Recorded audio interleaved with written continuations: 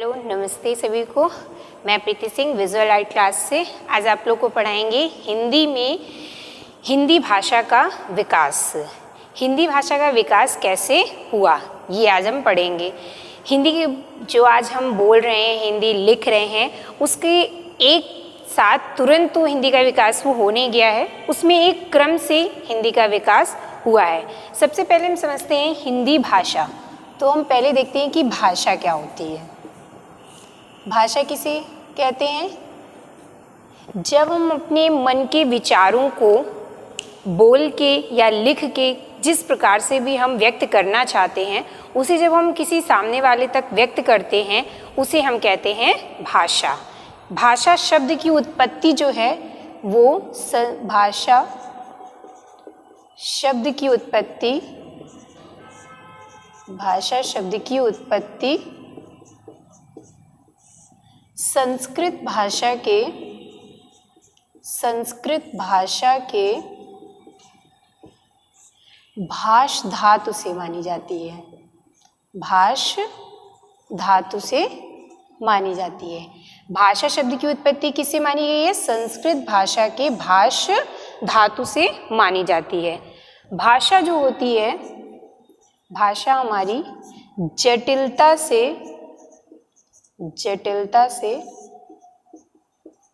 सरलता की ओर बढ़ती है। कैसे?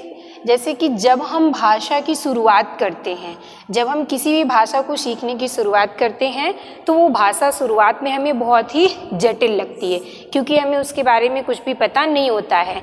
जब हम उसके बारे में धीरे धीरे सीखना शुरू करते हैं, उसका प्रयोग शुरू करते हैं, तो भाषा वो जटिल से सरल हो जाती है। तो भाषा की प्रकृति भी कैसी होती है? जटिलता से वो सरलता की ओर जाती है, या हम कह सकते हैं संयोगात्मकता से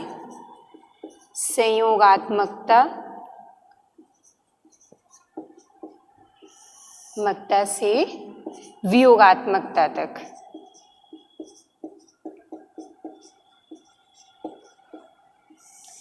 हिंदी भाषा का विकास भी कुछ इसी क्रम में हुआ है, संयोगात्मकता से वियोगात्मकता की तरफ।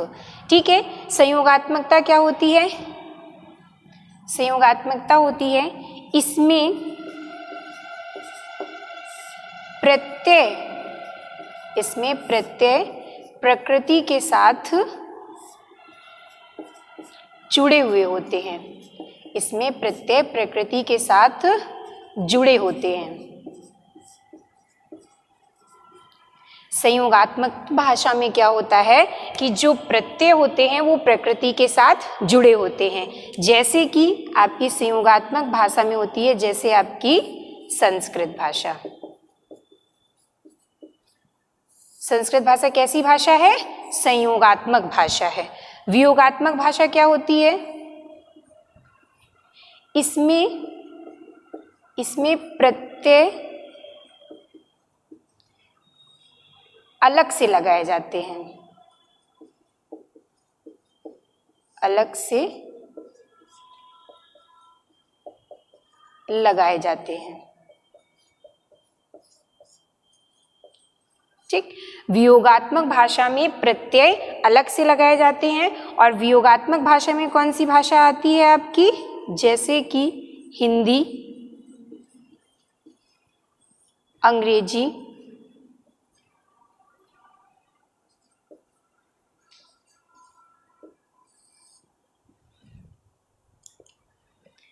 ठीक है, ये आपकी हो गई हिंदी, अंग्रेजी। ये आपकी कैसी भाषा होगी? वियोगात्मक भाषा होगी।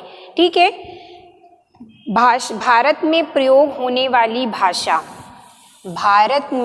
हमारी भारत में जो भाषा प्रयोग होती है वो कौन सी भाषा प्रयोग की जाती है? भारोपीय परिवार की भाषा होती है। भारत में प्रयोग होने वाली भाषा, भारत में प्रयोग होने वाली भाषा को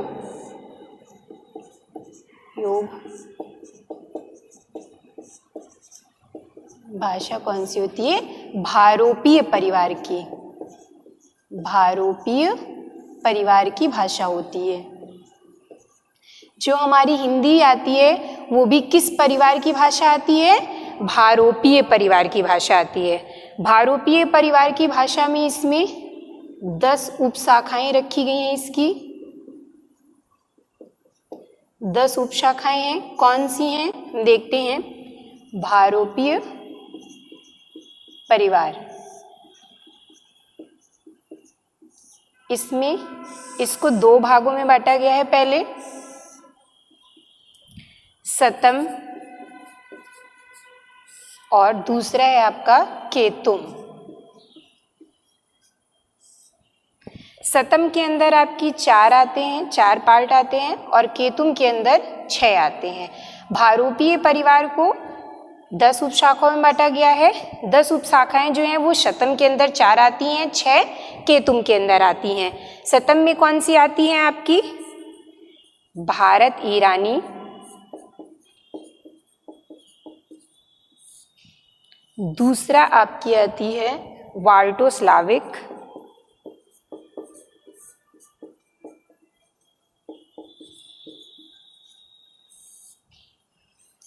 तीसरा इसमें आपकी आती है आर्मीनी और चौथा Albany.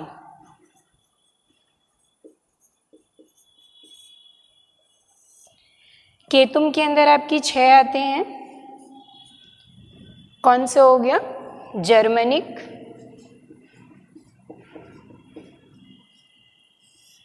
Greek,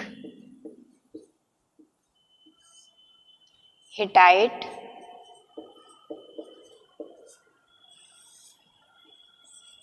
Germany, Greek, Hittite,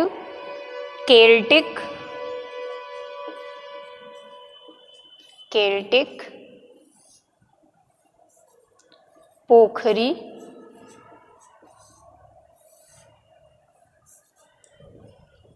और आपका आते हैं इटालिक।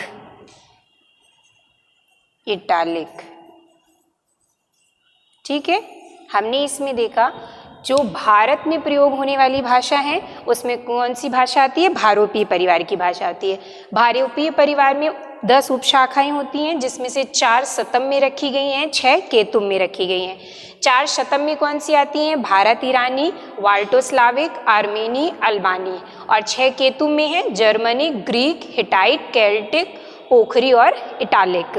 अब इसमें जो आपकी भारत ईरानी भाषा है ये आपकी भारत में अधिकांश प्रयोग होने वाली भाषा है। अधिकांशतः कौन सी भाषा प्रयोग होती है भारत में? भारत ईरानी भाषा। ग्रियर्सन हुए हैं इतिहासकार। ग्रियर्सन ने लिखा है भारत ईरानी, ग्रियर्सन ने भारत ईरानी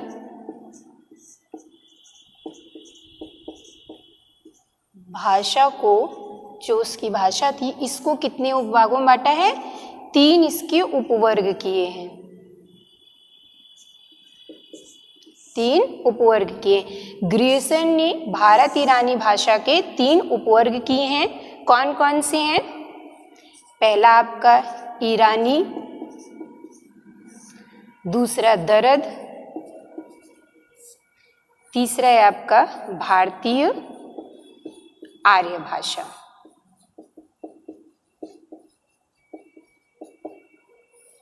ठीक है, अब इसमें ईरानी की, ईरान में प्रयोग होने वाली भाषा ईरानी थी, उसका जब भारत में प्रयोग होने लगा तब उसे ईरानी भाषा हमारे भारत में भी प्रयोग होती थी, इसलिए इन्होंने ईरानी, दरद और भारतीय आर्य भाषा 3 भागों में प्रयोग बांटा है।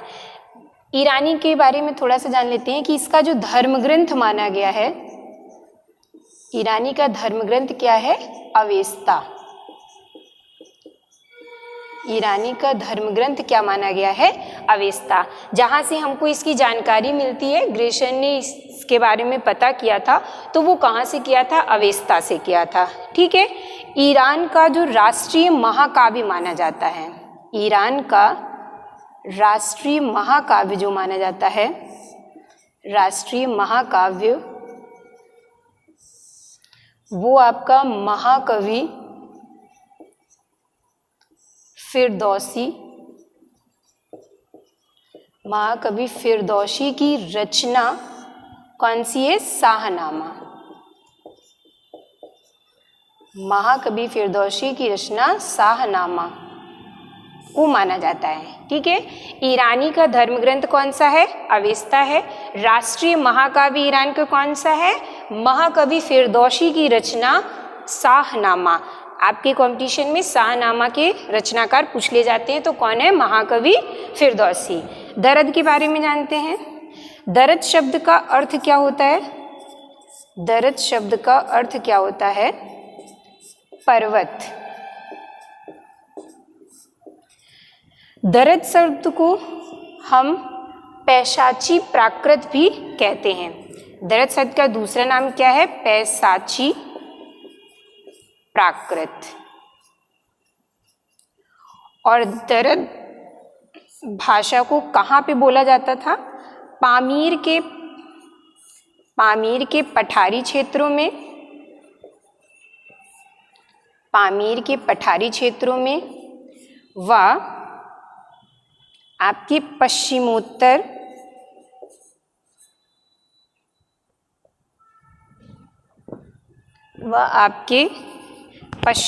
पंजाब में,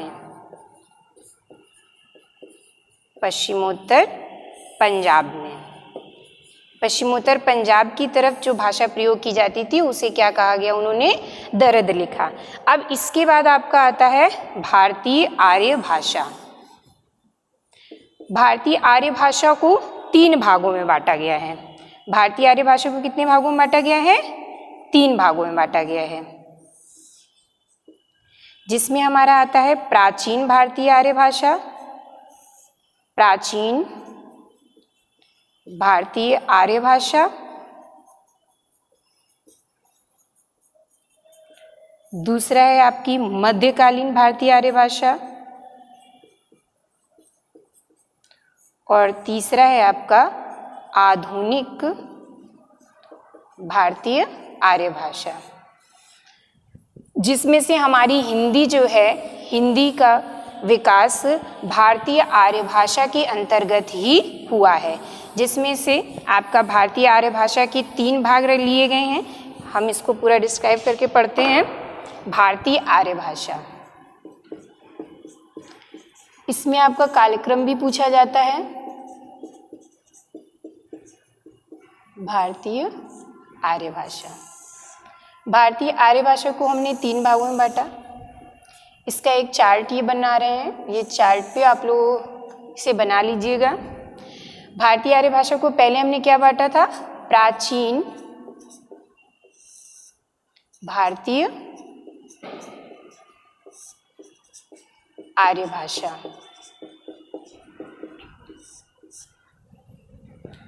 दूसरा है आपका जो प्राचीन भारतीय आर्य भाषा थी, इसका कार्यकाल था आपका 1500 ईसा पूर्व से 500 ईसा पूर्व तक, 1500 ईसा पूर्व से 500 ईसा पूर्व तक।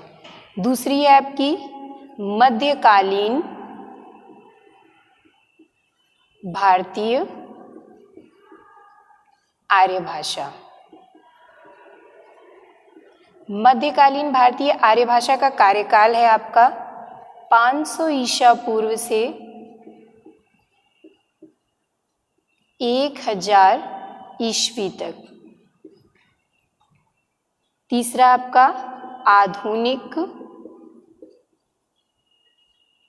भारतीय आर्य भाषा। आधुनिक भारतीय आर्य भाषा का कार्यकाल 1000 ईस्वी से अब तक रखा गया है। प्राचीन भारतीय आर्य भाषा 1500 ईसा पूर्व से 500 ईसा पूर्व तक, मध्यकालीन भारतीय आर्य भाषा 500 ईसा पूर्व से 1000 ईस्वी तक, और आधुनिक भारतीय आर्य भाषा 1000 ईस्वी से अब तक। ईसा पूर्व और ईस्वी क्या है? एक ईस्वी में ईसा मसीह का जन्म हुआ था? ईसा मसीह का जन्म हुआ था। 1 ईस्वी को ईसा मसीह का जन्म हुआ था। ईसा मसीह के जन्म से जो पूर्व की काल था उसे हम ईसा पूर्व कहते हैं, और जो ईसा मसीह के जन्म के बाद का कार्यकाल आता है उसे हम ईस्वी में लिखते हैं। ठीक है, तो आपका ये मध्यकालीन भारतीय आर्य भाषा जो है वो 500 ईसा पूर्व से, ईसा पूर्व और ईस्वी में अंतर होता है, तो आप ईसा पूर्व ईस्वी को एक ना लिख के अलग ही अलग समझिएगा, क्योंकि ईसा पूर्व जो है जो 1 ईस्वी से पहले का कार्यकाल है, और ईस्वी क्या है, 1 ईस्वी से आगे का कार्यकाल है। ठीक, तो 500 ईसा पूर्व से 1000 ईस्वी तक मध्यकालीन भारतीय आर्य भाषा, और आधुनिक 1000 से अब तक। प्राचीन भारतीय आर्य भाषा को 2 भागों में बांटा गया। पहला आपका रखा गया वैदिक संस्कृत।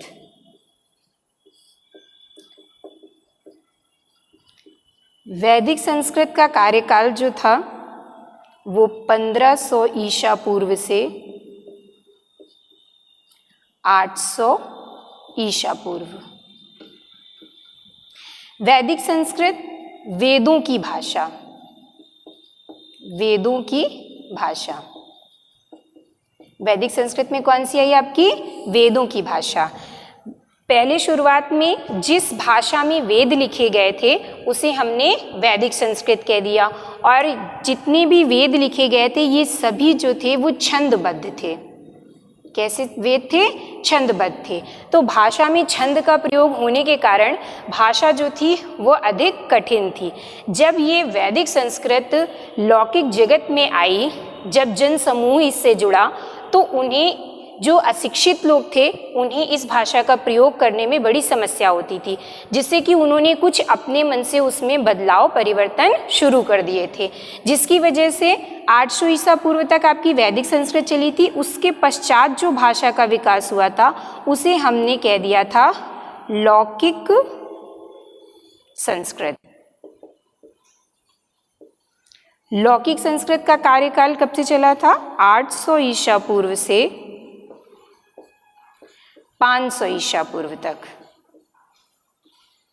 लौकिक संस्कृत का विकास कब तक हुआ है? 800 ईसा पूर्व से 500 ईसा पूर्व तक।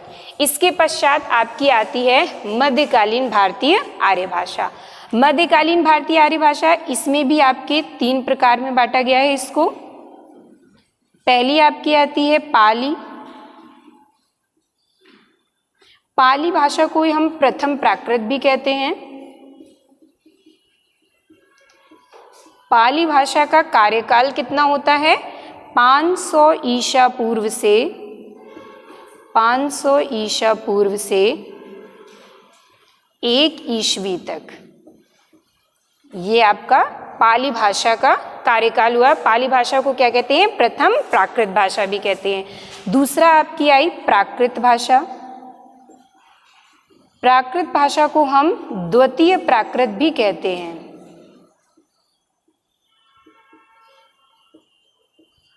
द्वितीय प्राकृत भी कहते हैं। इसका कार्यकाल जो है वो 1 ईस्वी से 500 ईस्वी तक था। 1 ईस्वी से 500 ईस्वी तक था। तीसरा आपकी आती है अपभ्रंश।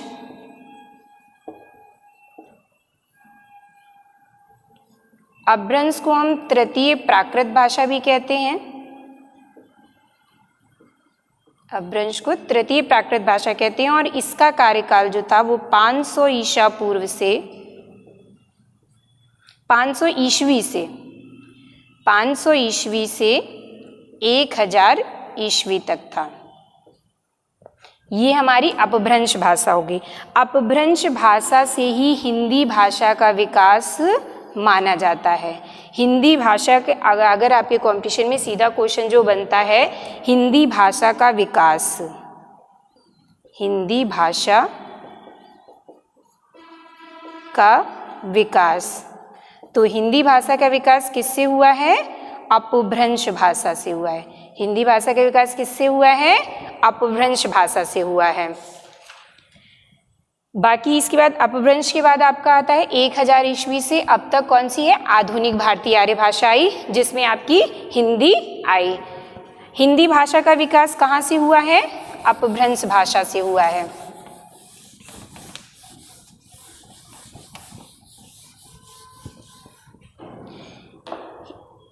और अगर आपसे पूछे कि आधुनिक भारतीय आर्य भाषा, आधुनिक भारतीय आर्य भाषा का विकास, तो हिंदी भाषा का विकास और आधुनिक भारतीय आर्य भाषा का विकास ये दोनों ही अपभ्रंश भाषा से हुआ है। किससे, अपभ्रंश भाषा से हुआ है। लेकिन अगर आपसे पूछता है कि हिंदी की आदि जननी किसे कहा जाता है, हिंदी की आदि जननी, तो हिंदी की आदि जननी किसे कहा जाता है, संस्कृत भाषा को कहा जाता है। हमने अभी इससे पहले देखा कि सबसे पहले कौन सी भाषा आई थी, प्राचीन भारतीय आर्य भाषा। प्राचीन भारतीय आर्य भाषा में आपकी पहले वैदिक संस्कृत थी, फिर लौकिक संस्कृत। तो अगर हिंदी की आदि जननी बोला जाएगा तो आपकी कौन सी होगी, संस्कृत। लेकिन अगर हिंदी भाषा का विकास पूछा जाए तो अपभ्रंश भाषा से हुआ है, या आधुनिक भारतीय आर्य भाषा का विकास पूछा जाए तो अपभ्रंश भाषा से हुआ है। इसके आगे हम आपको हिंदी जो शब्द होता है इसके बारे में बताते हैं। हिंदी, हिंदी शब्द जो है ये फारसी भाषा का शब्द है। हिंदी शब्द खुद हमारी अपनी हिंदी भाषा का शब्द नहीं है। आप लोग से पूछा जाता है हिंदी किस भाषा का शब्द है, तो वो कौन सी भाषा का शब्द है, फारसी भाषा का शब्द है। हिंदी व्याकरण की दृष्टि से हिंदी कैसा शब्द है, हिंदी व्याकरण की दृष्टि से, हिंदी व्याकरण की दृष्टि से कैसा शब्द है, विशेषण शब्द है। हिंदी व्याकरण की दृष्टि से कैसा शब्द है, विशेषण है। क्यों, क्योंकि हिंदी जो है वो हमारी विशेषता बताती है। जैसे भारतेंदु हरीशचंद्र जी कहते हैं, हिंदी है हम हिंदुस्तान, हिंदी है हम, हिंदी है भाषा हमारी और हिंदुस्तान हमारा देश है। ठीक है। इसके बाद आपकी आती है भाषा की उत्पत्ति से संबंधित कुछ सिद्धांत दिए गए थे। भाषा की उत्पत्ति से संबंधित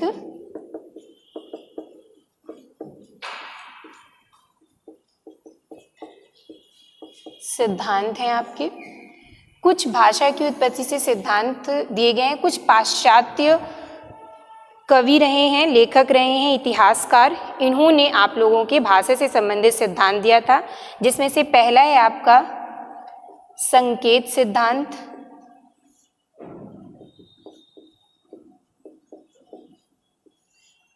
संकेत सिद्धांत, इसे हम एग्रीमेंट थ्योरी कहते हैं।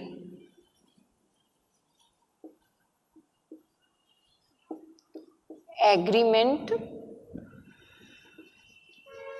थ्योरी कहते हैं। ये किसने दिया था, रूसो ने दिया था। किसने दिया है, रूसो ने। आपका संकेत सिद्धांत या एग्रीमेंट थ्योरी किसने दी है, रूसो ने। दूसरा है आपका रणन सिद्धांत। रणन सिद्धांत, इसको कहते हैं डिंग डोंग।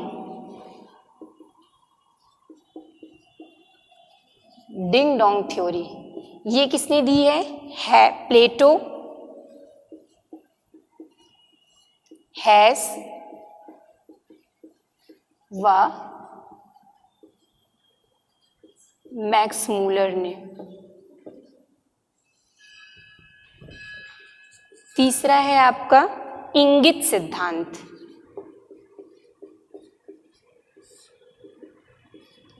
इसको कहते हैं गेस्चर थ्योरी।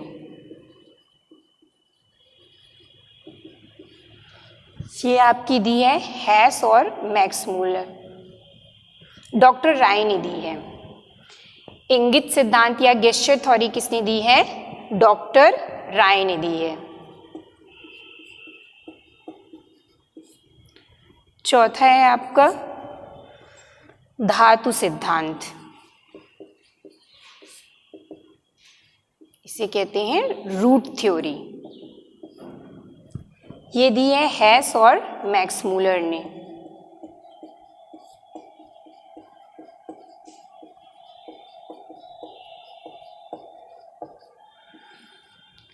पांचवा है आपका श्रम ध्वनि सिद्धांत। श्रम ध्वनि सिद्धांत इसे कहते हैं यू ही हो थ्योरी। श्रम ध्वनि सिद्धांत दिया है न्यावारे ने।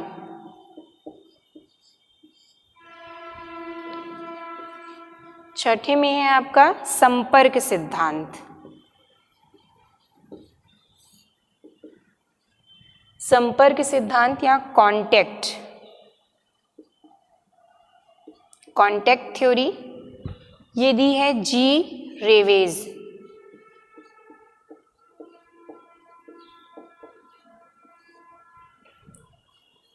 सातवां है आपका समन्वय सिद्धांत। समन्वय सिद्धांत कोऑर्डिनेशन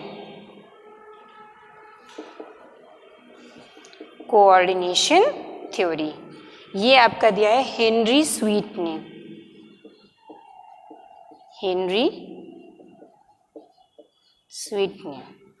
ये आपकी भाषा की उत्पत्ति से संबंधित कुछ सिद्धांत हैं जिसको आप चार्ट पेपर को नोट कर लें। संकेत सिद्धांत दिया है या एग्रीमेंट थ्योरी दी है किसने? रूसो ने। रणन सिद्धांत या डिंग डोंग थ्योरी दी है प्लेटो, हेस व मैक्समूलर ने। तीनों ने मिलकर के ये सिद्धांत दिया था। इंगित सिद्धांत या गेस्चर सिद्धांत डॉक्टर राय ने दिया है। धातु सिद्धांत या रूट थ्योरी आपकी हेस व मैक्समूलर ने दी है। श्रम ध्वनि सिद्धांत यो ही हो इसे कहते हैं थ्योरी, न्यावारे ने दी है।